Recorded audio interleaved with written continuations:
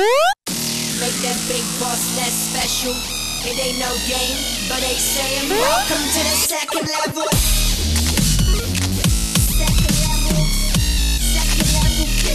Second level.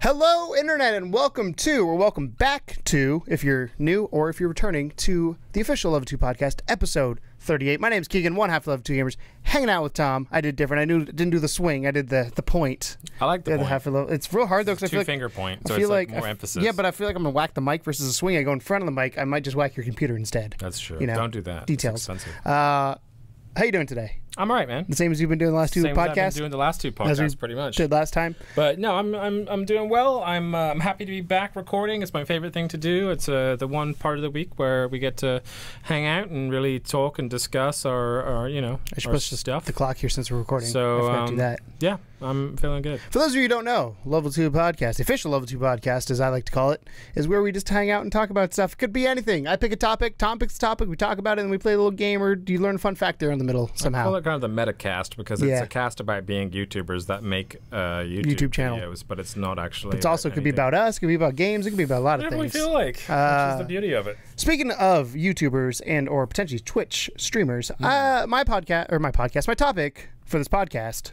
my Keegan's Corner, is YouTube/Twitch streamers. Twitch streamers that you should check out. AKA some friends of mine, some people I watch that you may not have heard of. Pretty much. They had no idea I was doing this. I posted a list in Gamers YouTube, and everybody's like, yeah, I spelled names wrong, geek. So good old autocorrect is a fun thing. Jamie's name was spelled wrong. Amy's name was spelled wrong. And if you have me at the end of your name is spelled wrong. Blue has a way he wants to say it.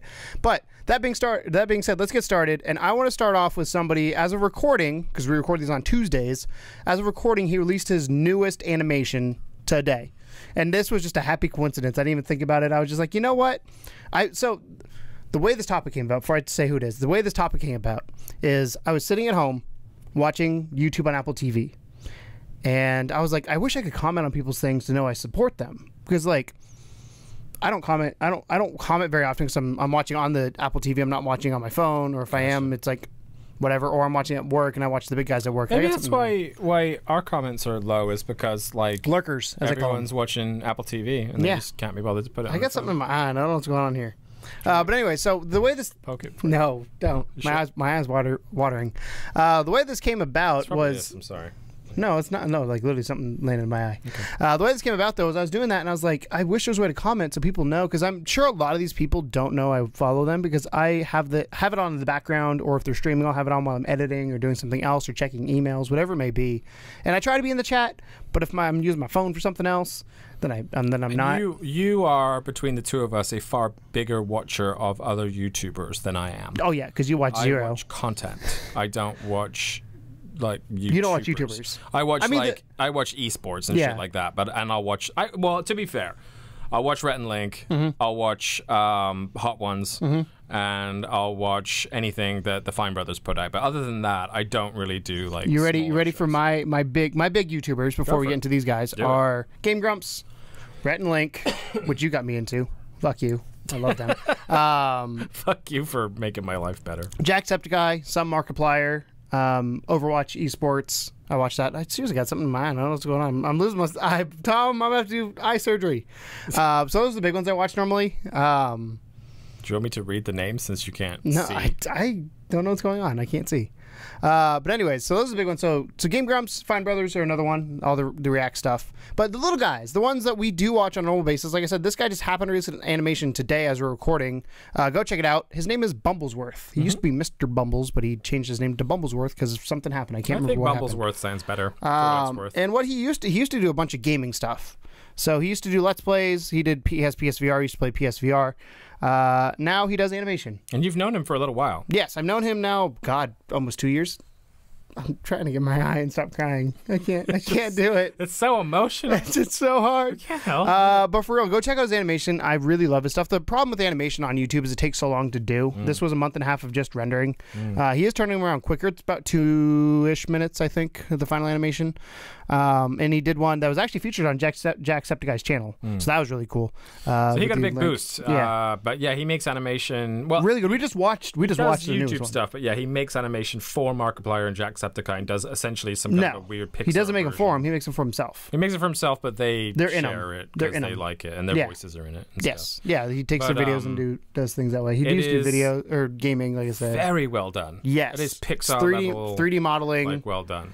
Yeah. His poor wife has to watch it, as he said in the description, 1,000,000 times. Yeah. To make sure it's right. So that's the first one. The next one is a guy named Wreck-It Beckett, aka Martin. Wreck-It Beckett. What he does is like a lot of people, he does streams. He does a few Let's Plays. He's not doing as many Let's Plays. He's doing more streams than Let's Plays now. He took a break from YouTube there for a while because he had some stuff going on. But the thing I think he loves doing the most, it's called Wreck-It Weekend. So Wreck-It, like Wreck-It Ralph, Wreck-It Beckett. Wreck-It Weekend can be anything from him just kind of doing random stuff. Like it'll be sometimes it'll be challenge, sometimes it'll be Q&A, sometimes like it'll vlog style stuff. Yeah, vlog. I mean, it literally could be anything. He did. I'm trying to think what he did. My favorite one was he had people just send him stuff and like, you have to do this, and he did it. Like there was one challenge list. Yeah, it was like put on a tutu and say I'm a little fairy princess or something like that. Like things like that, stupid shit like that. But he does do streams. He recently done a lot of Crash Bandicoot streams. He's done. I actually sent him. The gameplay's not up because he's recording it as if we're recording it, but the Legends of Alzilgar. Yeah, he got a key for that. He's gonna record stuff for us. He just moved, so he's got to get everything hooked back up to be able to get us the footage. But Martin's a cool dude. Go check him out. Wreck-It Beckett on YouTube. His Wreck-It Weekends are probably my favorite thing he does. His Let's Plays are, it's gonna sound bad, but I'm saying they're all right. They're Let's Plays, but I think where he stands out is his Wreck-It Weekends. Next one is Gaming Blue Moon. You should know who this guy is. My boy Blue, aka Drew. I can never call him Drew, and like if I ever see him, he's Blue, just because they rhyme. But I love this dude. Drew does a lot of things. On his channel, he does a lot of live streams. Mainly, I think now he does 100% live streams. He used to do videos back in the day, but it's mainly live streams. One of the big reasons I want to put him on here, though, is because he has supported us pretty much since about 50-ish subs. We are now at 1,000-ish subs. Blue is a long-time supporter of our channel. He is the one who showed me Gamers of YouTube. Yeah, little fun just fact. So happens to be an awesome dude. He's joined us on a few streams for Rocket League and things like that. But I used to play GTA. He got me to play PC games. Yeah, I played GTA 5 with him. Yeah, and I was like, "What? GTA 5? I can play GTA 5 on a PC. I own GTA 5 on a PC. I don't have Windows anymore though, so I can't play it. Sadly, but that game was a lot of fun." But Blue, we love you. Blue. You're the best. Sincerely. Another Englishman. Martin's English as well. Shadazzle Show. Yeah. I realized a lot of these people are all foreign. Most of these people are foreign. Blue is the U.S. He's the only American so far. Foreigner in this room. Shadazzle Show. Scott, as I know, he's actually. So this is a fun fact. Outside of streams, he's the only one who's officially had a collaboration with us. When Star Wars Battlefront came out, I played with him back and forth. We played a couple episodes on each channel. A lot of fun. Love this dude. And it's weird because like he's one of those guys, he doesn't give a shit, and that's what I love about him. He does gaming. He's tried reviews. He's tried Let's Plays. He does a lot of he streams a lot now, like a lot of these people. You're going to notice a theme of people streaming now because that's where YouTube's going. But he just posted a video today called The People I Hate at the Gym. And it's just him ranting about people he hates at the gym. He's like, why is somebody... He's wearing these weird ass fucking glasses. He's lost quite a lot of weight, hasn't he? Because that was like a mission that he went on. He's been on over a year. I can't remember what... He said it says in the video how much he's lost, but it's in stone, so I don't know how much that means. Good on you, Shadazzle. But he was like, yeah, the people at the gym that just sit at the equipment and they're on their phone. He's like, fucking let me use the machine. Or he's like, I'll be working out, some dude will come up and be like, hey, you still using that? No, what do you think I'm fucking doing? Holding the bar up? Like, I love his shit. My favorite video... He's waiting for you asshole. Yeah, my favorite video he's ever done though is it's from Ark, and this was probably 2 years ago now. Is called How to Be Manly. And it's him on top of a T-Rex. His T-Rex name is Manly, by the way. Little fun fact. But he was on top of his T-Rex and he go, you know how to be a man? Rawr, I'm going to be a man and fuck all these dinosaurs up. And he just goes around and eating all these dinosaurs and roaring. And I was like, Scott, that is you. That is who you are. And keep doing more of that. Because you could tell he enjoyed that shit. Okay. I love his random rants that he does as well. So Shadazzle Show, go check him out. He's also, like a lot of people have done Crash Bandicoot recently. He does a lot of the PS1 games. He does old school games. And if Keegan is good at his job, which I'll put them all below. Is a toss-up, he'll put links to everyone. I'll try to. I have Thursday off to edit, so hopefully I'll get that done. Actually, it's a lie. Not Thursday. Wednesday. Tomorrow. Wednesday. That's the day. Next person. This one. She's been with me through thick and thin. She knows a lot more about me than I think. You said thick as shit. Thick and shit. Thick and thin. She knows more about me than I think most people do. She probably, outside of you, probably knows when it comes to YouTube stuff, a lot of stuff I go through. We've butted heads. We've loved each other. It's been real fun relationship as we've gone through it. Geek etiquette. She is one of those people we talk about. So the question you get a lot of times when you start a YouTube channel is, the perception is you're in it for money. And me and her have both been like, we're not in it for money, but we're going to set it up that if we get in it for money, like if money becomes a thing, we're going to be ready to go. We know it's a business. Right.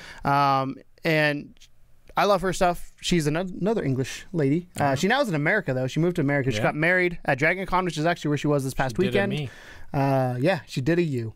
I told her she could reach out to me to reach out to you if she had any questions about coming to America, but I think she got it figured out. She's here. Yeah. That's the first step. That's pretty much all there is to it. Come over here, don't go back. Yeah, that's what she said. That's how I did it.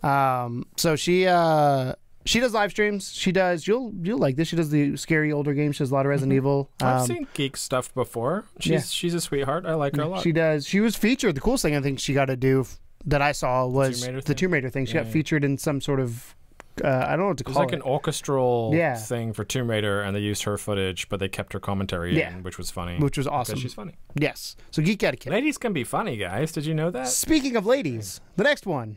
She's not English. She's Dutch. Oh, I know this one. JF Noxus, a.k.a. Jamie. Jamie's one of those people that, like, she's been on YouTube for years, like 7 or 8 years, and she's gone on and off of what she's done, but the gaming stuff is really stuck for her. And I started watching her really when it was a Donkey Kong Country series that I started watching, and I started liking. Like a lot of people, she went away from Let's Plays to streaming. That seems to be, again, the theme to all these people. Yeah, I think I do want. That's a whole other question in itself, isn't it? Is it whether it's worth moving over to streaming? Because there's so many Twitch people that do so well, and the YouTube streaming community is pretty solid as well. But me and you have differing opinions on this. You prefer streaming because you prefer the interaction of it. I prefer making content like this because I view it as going to see a live show versus making an album. Yeah, and that's kind of where we're at with that. So JF Noxus.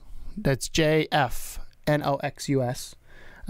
She does a lot of streams now. She streamed, her biggest one recently was Dark Souls 3. She's doing one called I think it's Hollow Knight. I can't remember what it's called. That sounds familiar. But I think it's Hollow Knight is the one she's doing currently. A lot of PC games is what she has as PC. It's really fun. It's really, really laid back when you join her streams. She likes interacting with the chat like a lot of people, and it's just like, you're there to have a conversation. You're not cool like she's not there to kind of show off a game. Like I feel like we're there to kind of show off a game, but we also have fun. Like on Sunday streams, we have fun. But it's cool to hang out on her stream. I'll be there for a little bit and just chat and be like, hey, how's it going, type thing. Next person, she does a little bit of everything. Kat does things. She's from Australia. Australia. Sorry, Kat. I butchered it. So Kat, as the name of her channel says, she does things, and that's been everything. I've seen her change from, again, like everybody here. She's done Let's Plays at some point. She has done streams at some point. She still does streams. She's done Music Mondays. She's a really good singer. Like she will cover a song, and the problem she has with Music Mondays was it's so hard to do because you have to learn the song, sing the song, make sure it sounds good before you do it. So she did that. She also does drawings, so she's a really good artist. She's done recently some Overwatch stuff. Just well-rounded. Yeah, she's really good. I got my eye still. Sorry, guys. My eye is just twitching. It's all the love being expressed. I'm sorry. But no, she's really well. She has some really cool talents, and I think she's starting to get to the point where she's doing stuff that she loves to do versus stuff that she thinks will do well. It's that you know, that thing where you start off with your hands in many pies because you're not entirely sure which ones are going to be the tastiest, and then when you learn which pies are the tastiest, you just keep. And she likes having Kat does things so she can do whatever she wants. She's not Yeah. She's not narrowing herself down to something. This next person is on Twitch. He is on YouTube as well, but he mainly streams on Twitch. Is the Tubin Monkey, a.k.a. Seth. Highly recommend go checking him out. Seth is one of those guys that, again, he started on YouTube, went over to Twitch to live stream. A lot of PlayerUnknown Battlegrounds right now. A lot of Dark Souls 3 right now. I'm sure at some point he'll play whatever the next evil game. Tubin Monkey? Tubin like you're on a tube. Yeah, that's what I meant. Like, oh, I've never asked him. I just like this monkey. So here's Seth, why? Here's a fun fact about Seth and me. Is I only own 2 YouTubers merchandise. Can you name those 2? I'm sure you can guess the one based on what I'm saying now. One is Tubin Monkey, the other is One Shot Girl. There you go. Those are the 2 YouTubers that own their merchandise. So I love Seth. I mean, let's be honest, he has a monkey. I love monkeys. But he's a real cool dude. He right now is down in he's from Louisiana. So he's got some flooding happening. I don't know if he's affected by it, but it's in that area from Harvey. So if you go check him out, send him some thoughts, some prayers if you're into that. But he streams pretty much every day at this point. Solid He's dude. online at night. Love the dude. Especially his PlayerUnknown Battleground stuff is real fun. He streams on every platform. He's on Mixer as well. And then, last but not least, Mr. Statics J. Do you know who this is? Yeah. This is Josh. Mm-hmm. So Josh he's one of those people, again, that kind of does a little bit of everything. The thing I kind of recognize him for is his reviews. His reviews are really well done. It's kind of like Nick from Game Boy, who I left off the list, but Nick's another one you should check out. But Josh, Statics J, one of the things I admire about that dude is he's not afraid to speak his mind, and he's not afraid to do things people aren't doing. He's kind of like us, where it's like, why should I do that? Because the trends tell me that, and fuck that. I'm not going to do it. I'm going to do what I want to do.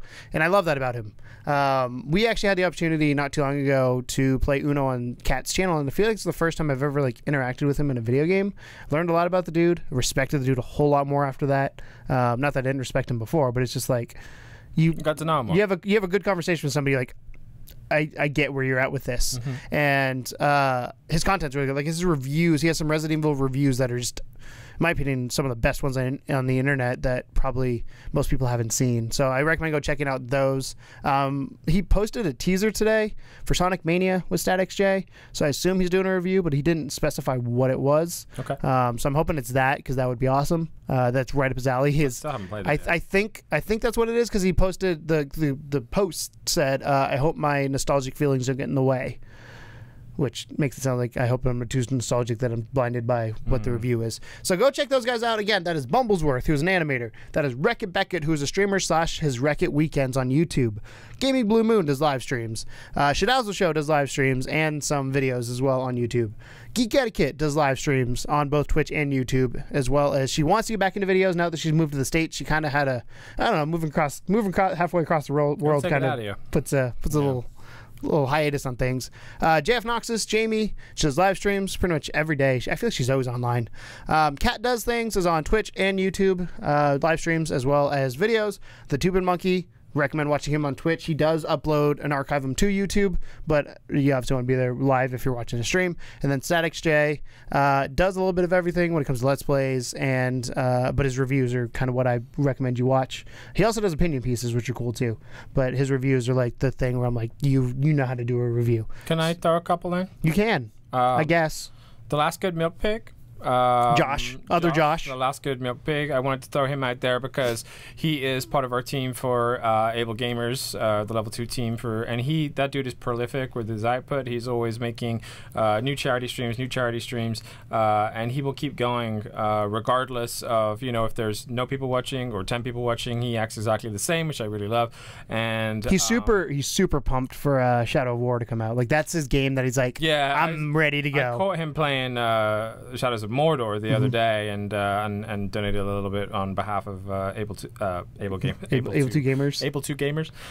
Maybe that's a thing we should do. So massive thanks to him. That's the Last Good Milk Pig. And then of course we have our good friend Miss Easily, who's on Twitch. Who is on Twitch. She's a Twitch streamer. Mostly focuses on God games, or like sim type games, where she gets to build things and do things there. So I just wanted to give a shout out to those two. And then the last one I think that we we definitely need to shout out is Colossal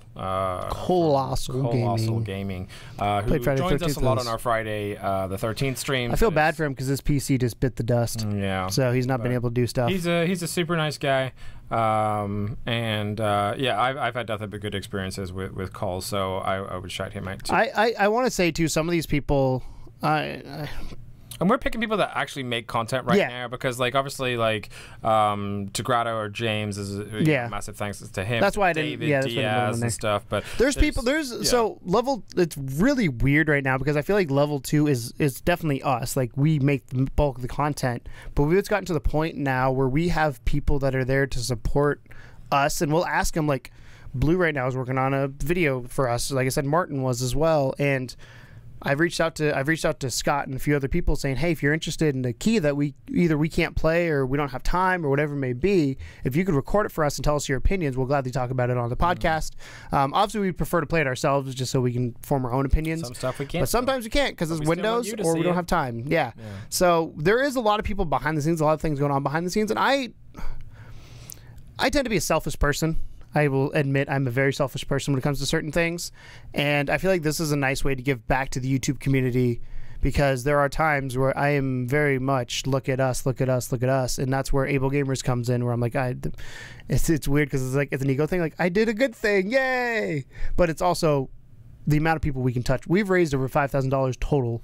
I was talking to a friend, new hire at work recently, that said, because I brought up the thing that we do for Able Gamers and explained what it was for people that didn't know, and he said that he actually went and did some research into it, and he was blown away by like what they do, and he actually learned a lot about it, and that's kind of nice. When that's what we're there for. Like the money stuff for us is cool. I think it's awesome because they obviously need money to do the things.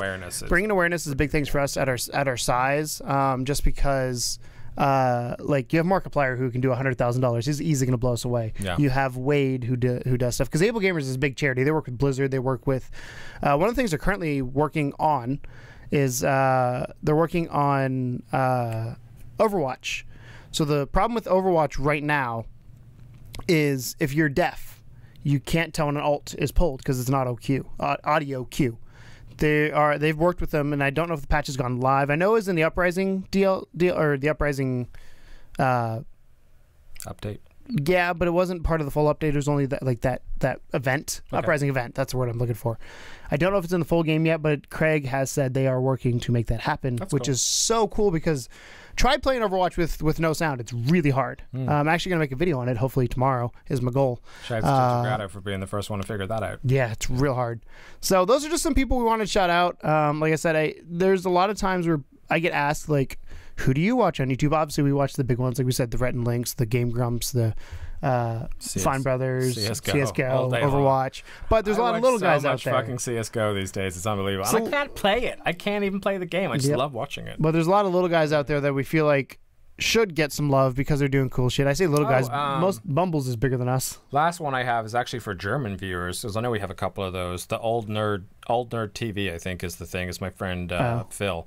I don't know anything about him. He works for GamesRadar.d, which is like a German gaming magazine. He gets to go to all the cool shit. But yeah, he has his sort of Old Nerd channel, which is a German channel about gaming. But I thought it was cool too. Yeah. So those are some people to check out. Again, if I'm good, I'll put the links in the description. If not, yell at me and I will put them in the description after the fact. But I highly recommend checking those guys out.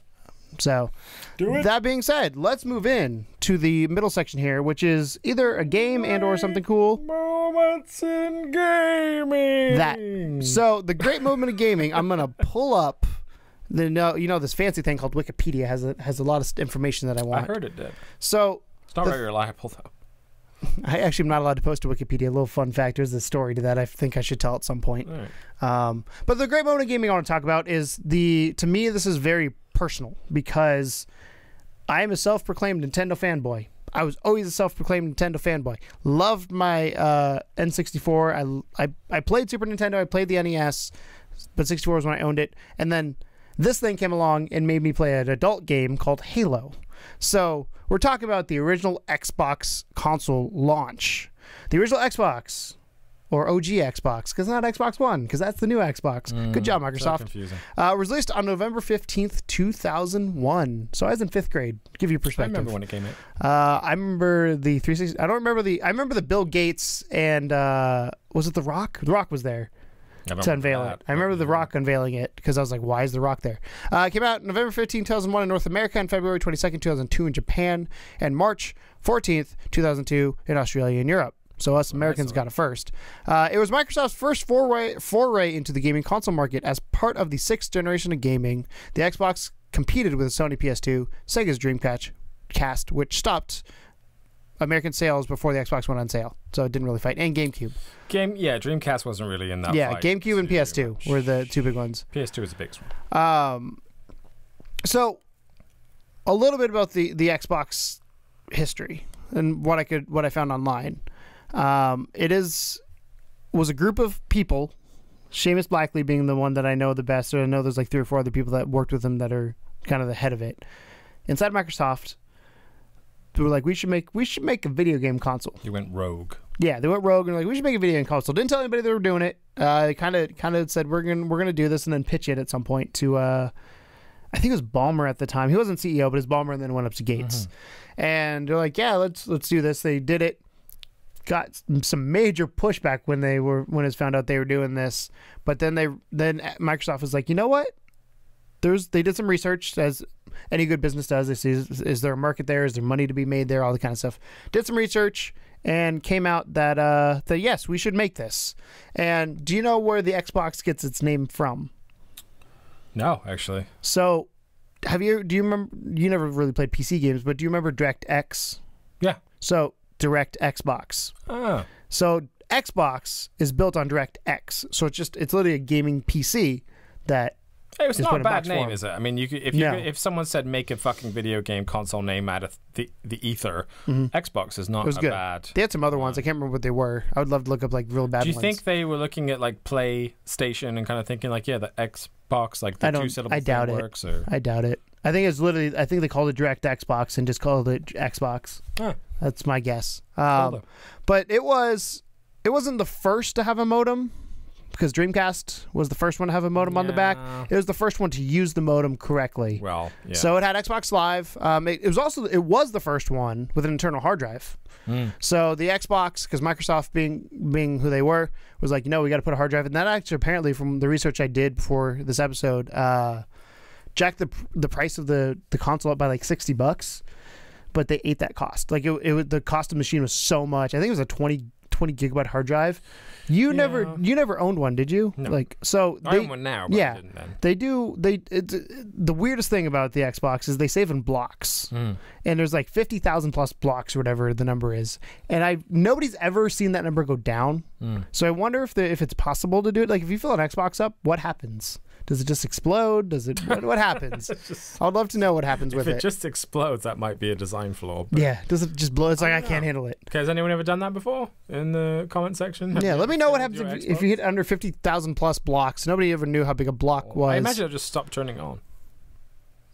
I mean, it would have to load the OS. It needs memory to turn on. So I mean, a traditional computer, when you reach 0 storage, just stops turning on.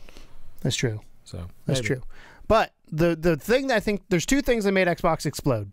You can name one of them, I can almost guarantee. Halo made the Xbox. If Halo didn't exist, Xbox would be dead, I think, in the water. Because the launch lineup was not very good. There's like 4 sports games and some arcade games. And do they have Ridge Racer? I feel like they should have had Ridge Racer. I don't think at launch they did. It was around. Yeah, I don't think they did. They literally had 2 football games. They had Madden and they had NFL Fever, which was the one I bought.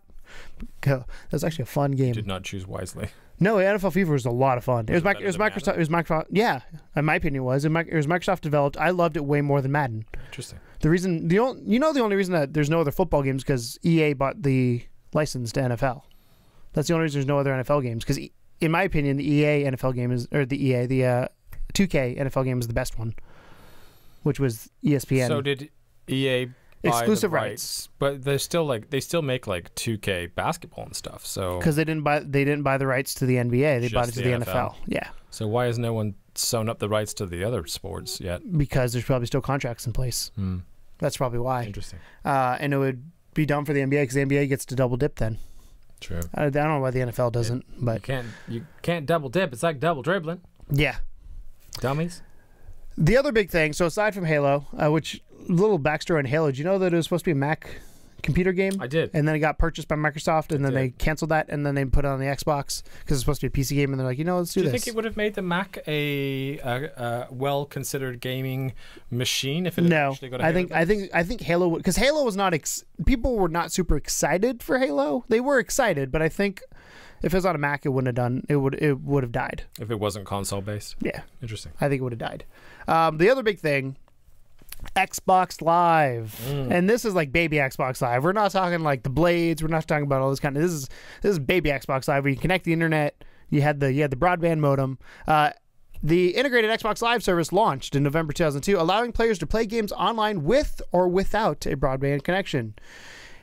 It first competed with the Dreamcast Online service, but later primarily competed with Sony's PS2 online. I don't even remember Sony having an online service. Sony did. It was terrible. Dreamcast was more like a browser feature than an online feature per se. It was a lot like I would go on a Dreamcast to surf the internet, which was just silly in retrospect. Yeah. But yeah, I mean, Xbox was the first one to really do online gaming right. You know why, though? Although these two were free, the Xbox Live required a subscription as well as broadband-only connection was not only completely adopted yet, time of launch. Xbox Live was a success due to better servers, features such as a buddy list, and milestone titles like Halo 2, released in November 2004, which is the best-selling Xbox game and was by far the most popular online game for years. Mm-hmm.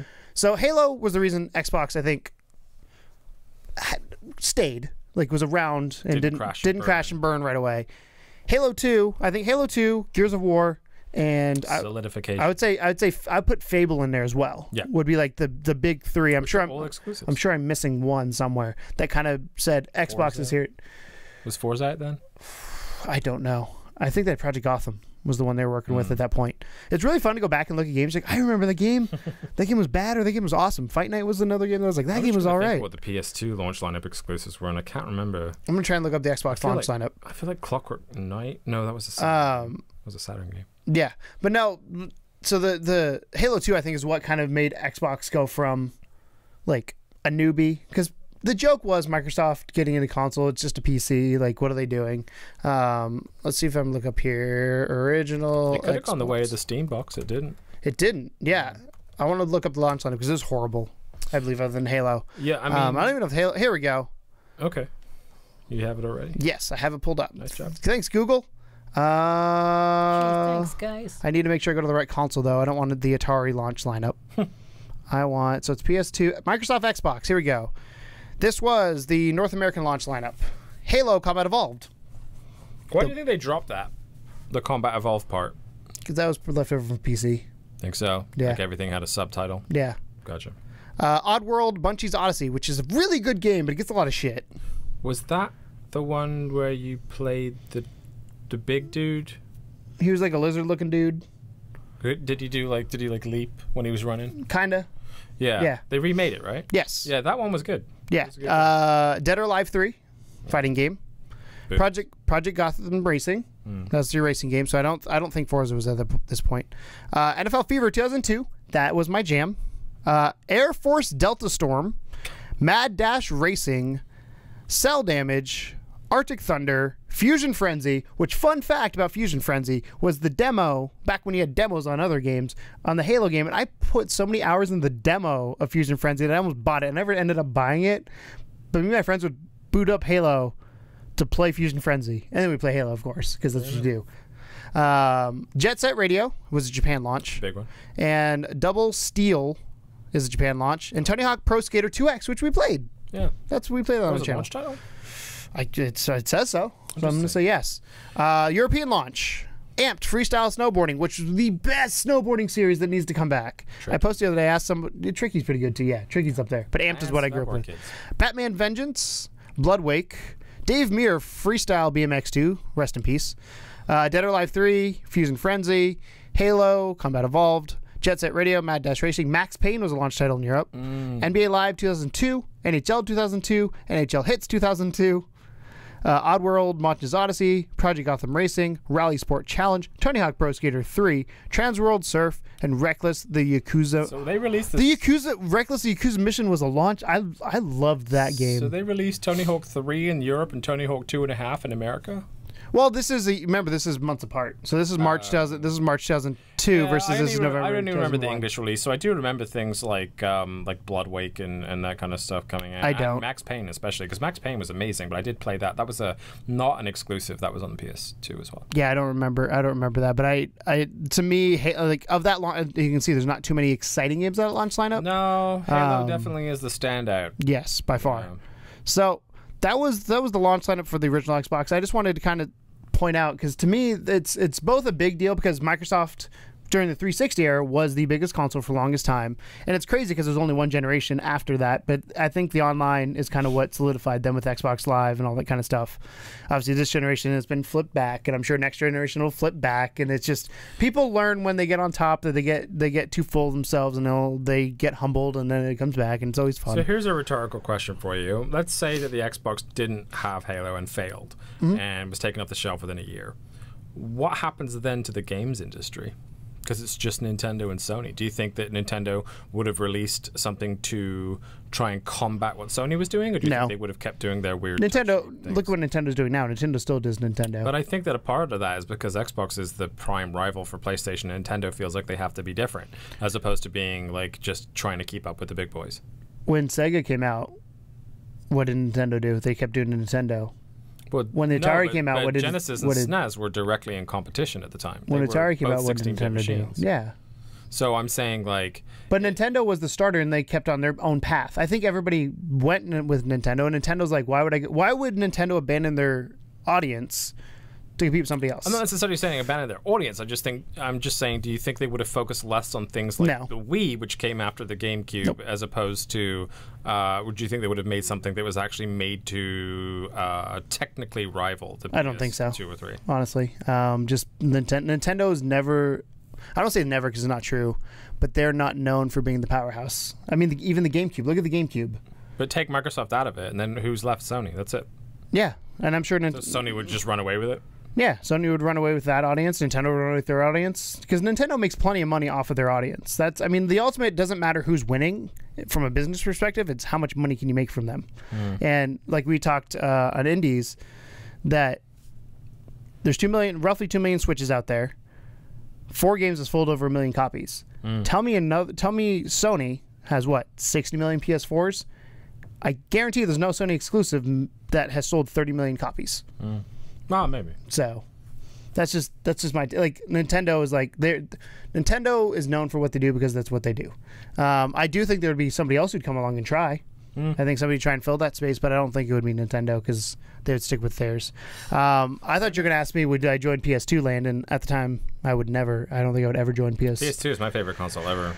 And it's not because I had anything against Xbox. I mean, I wasn't really huge into the console war stuff. I mean, when I was a kid, I was, but that was, for me, that was fucking Genesis versus SNES. Yeah. But, I always enjoyed playing games on the opposite consoles. For me, when the Xbox came out, I just kind of looked at it and thought, well, Halo doesn't interest me, so...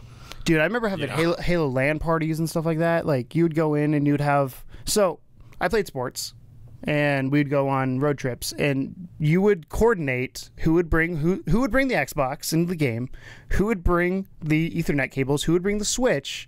When I say Switch, I'm not talking about a Nintendo Switch. I'm talking about an Ethernet Switch. And what rooms were you in? Yeah. So you'd have... There was one, we played a baseball tournament somewhere in Canada, and that's not the point of where we're at, but we're in a hotel.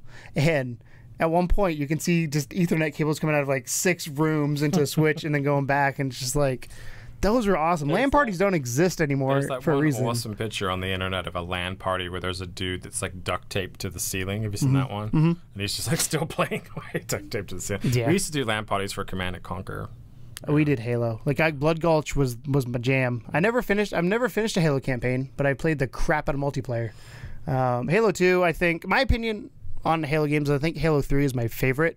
I think Halo 2 was the best Halo game. Halo 3 was hard. Single player. Yeah, again, I don't play the campaiign. I just play co-op. or online, yeah. So like Halo 2, I think was the one that solidified like Halo is here to stay. Like the first one, it's always that thing. Like the first game could potentially be a one and done, or it could be a great thing. I think now Halo needs to go back and revamp. They definitely need to redo some stuff because they do not have that sort of spark weight that they had back in the day. A new Halo game. It's because people know what to expect before it was a surprise. Isn't it? It's just like they reach the point of saturation, and that's where they're at right now.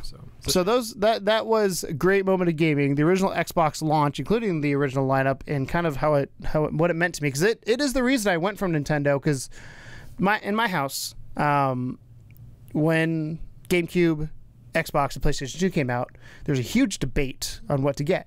Because I was a Nintendo guy. My sister ended up getting the GameCube, so I still could play Mario Party and all that. I remember getting the Xbox, and we were in Canada at the time. Because again, I had to get it right at launch because I was in fifth or sixth grade.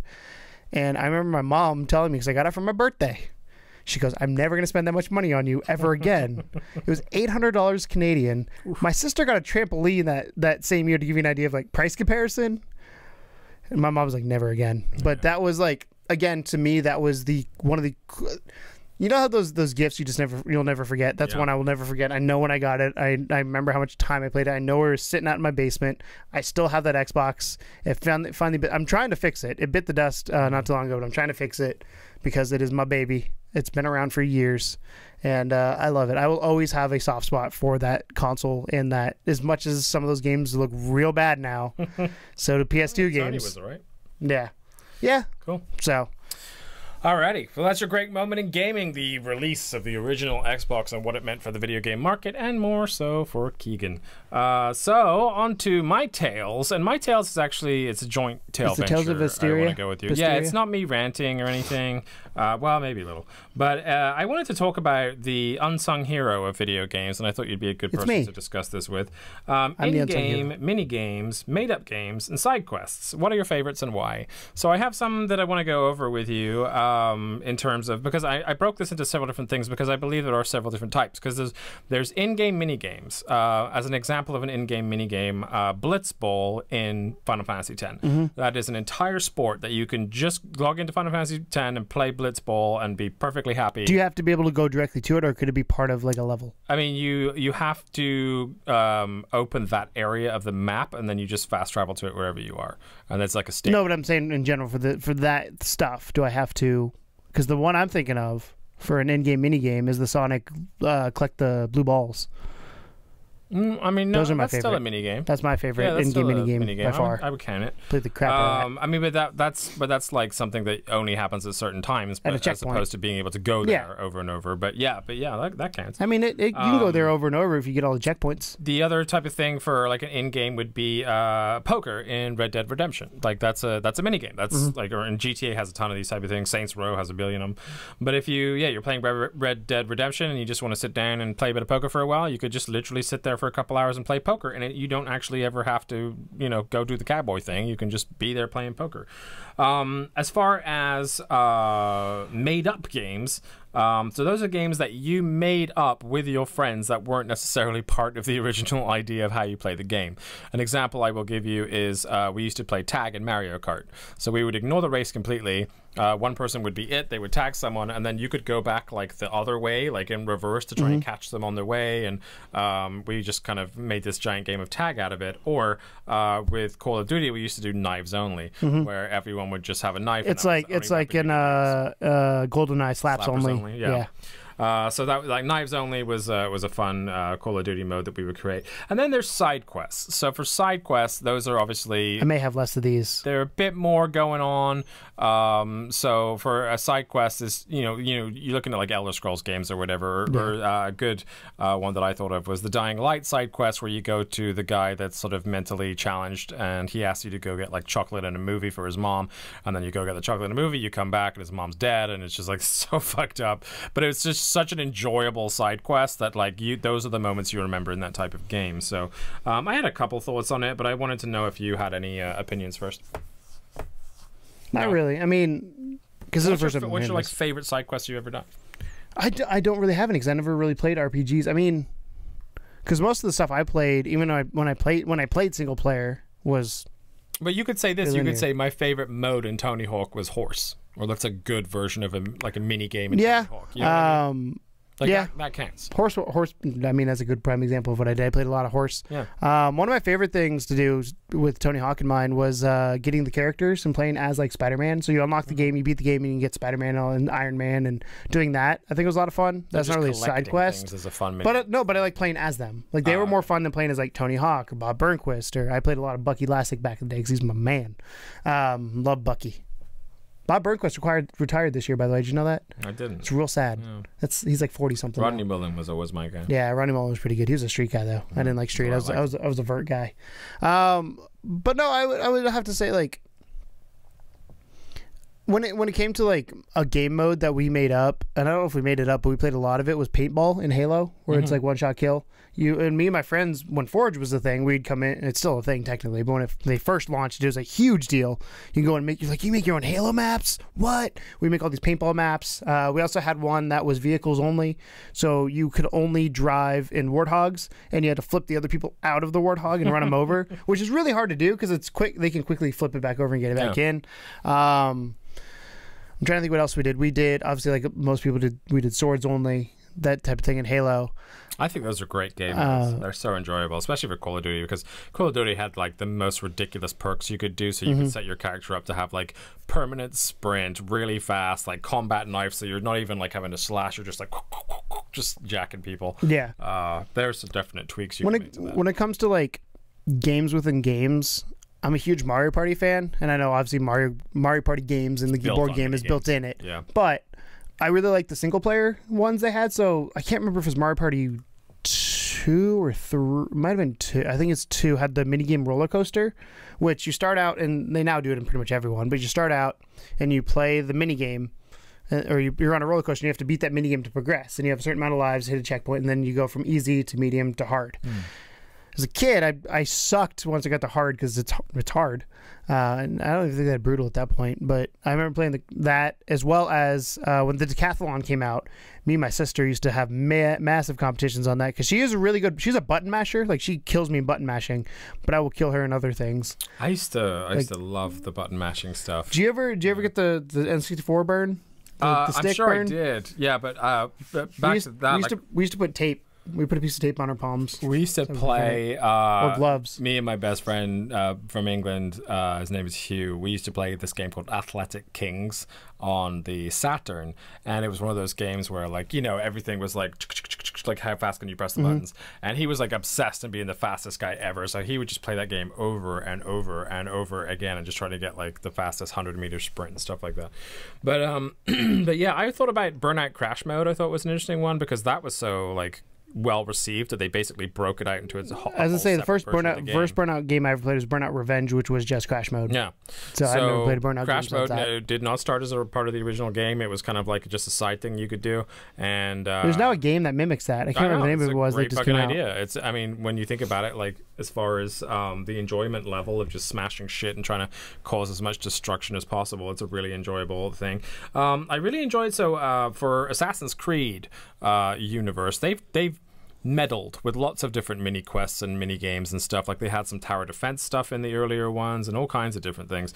But the one that I think I enjoyed from the game that I hated the most, which this is a one redeeming feature I can give Assassin's Creed Unity, is they have these kind of detective quests where you would use things like your eagle vision, and it would almost be like playing Batman or Sherlock or something, where you would go to a place. Unity was set in France, right, during the Renaissance. So you'd go to like a famous person's house that got murdered, and then you'd have to like go around looking for clues and then talk to people and interrogate, and like they actually had this entire detective bunch of side quests which were really good and way better than anything in the main game, which to some point salvaged some of that. I don't know how you made me think of this, but somehow you sparked this in my head. My favorite game mode that was in a game that I didn't expect was, I think it's MVP Baseball. Maybe it was some sort of baseball game. Okay. And it had owner mode, or technically it was dynasty mode, but they had, so most baseball games have like season mode where you play the season, go to playoffs, and go on. This had owner mode where you could build your stadium up from scratch. And I think I've talked about this before, but this game was like, I put hours into building my stadium, and it was so hard because you don't think about it, but you're learning how to balance budgets and all this kind of like, if I raise ticket sales, will people come to the game because the price is too high? Did you ever have the game championship manager over here? No, but we had NFL head coach and stuff like we had similar things. I never liked games that had just that in it. Right. I like it as liked it to be an option. An option for things. So like this with Dynasty mode, you would start and you would have your stadium would be 13,000 people, and then you could build up to this actual stadium. And obviously, the more you won, the more people come in. You'd have to set up promo nights, and on promo nights, more people would come in. But you had to determine which promotion you wanted because you had to pay for the promotion item, and it was really fun. It was in the early days of your addiction to city building games. This was definitely. I think this was original. This had to be original Xbox. It might have been 360, but I want to say it's original. Sammy Sosa maybe this was N64. Sammy Sosa was on the cover of it. I'm gonna look this up while you keep going, but I'm pretty sure this was N64. One that always gets a good mention for side quests, and actually I was sort of, while researching this topic, looking around various forums at people's opinions of side quests for things, and one of the big ones that came up was, of course, The Witcher 3. The Witcher 3 allegedly has side quests that are far, far better than the main quest in the game. There's lots of people that said even that they were about to give up on playing that game until they got into one or two of the side quests, and then suddenly they were like completely blown away by the amount of effort that goes into all the side quests in that game. And then I couldn't talk about side quests without talking about my personal favorite side quest and the reason why I fell in love with the Elder Scrolls series, and that is the Dark Brotherhood side quest to join their guild. In Oblivion was the one in particular that I'm thinking of, where you just wake up one day after murdering someone at some point in the game, and you get a little letter that has just a black hand on it, and it says, "We know what you did," or something to that effect.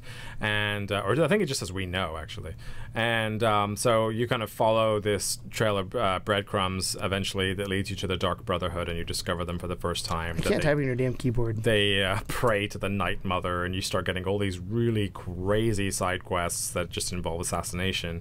And the Thieves Guild was always fun, but Dark Brotherhood was always the one that had the better stories. I'm actually a little disappointed with how they treated the Dark Brotherhood in ESO Online. I don't think it's as enjoyable as it was with some of the solo games. But yeah, Dark Brotherhood was always to me like one of the biggest reasons to enjoy an Elder Scrolls game.